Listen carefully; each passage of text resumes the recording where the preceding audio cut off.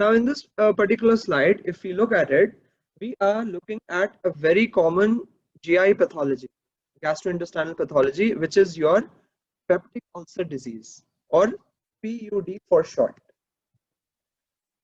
Now, the primary risk factors include NSAIDs medication, aspirin in particular, but also lifestyle choices such as smoking, alcohol, and certainly stress-related type of ulcers. Now, these are the drugs that are very commonly used, and most of them are available over the counter, and very few would require prescription. So, in this diagram, let us look at the site of action for your anti-peptic ulcer medications. Now, what must you recognize on this diagram? So, if you imagine this to be the stomach lumen, all right, this is your stomach, right?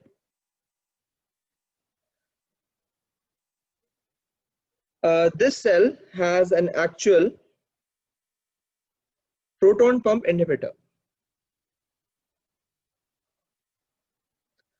Now, not proton pump inhibitor, it has a pump that pushes protons into the lumen, all right, and counter transports potassium back into the cell, all right. So this is your famous H plus K plus ATPase proton pump.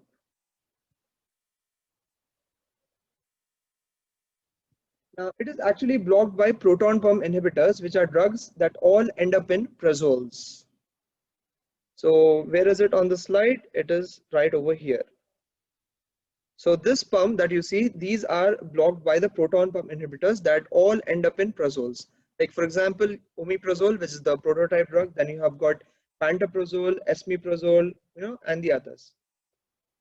Now these are currently our drugs of choice for these inflammatory stomach or duodenal disorders. Now, other possibility is to interfere indirectly on proton secretion by using the actual physiological control of this pump. That cannot be shown. Now, to the far right, if you see, there are some of the oldest drugs used in ulcer disease.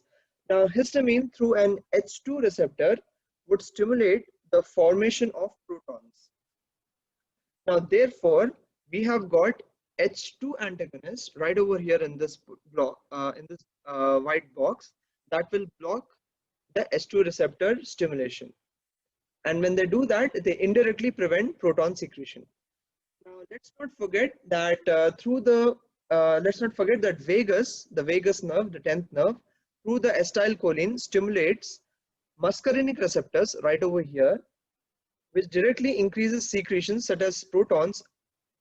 And then we have got muscarinic antagonist that will block this process. And when it blocks, it will decrease the secretions and lead to atropine-like side effects.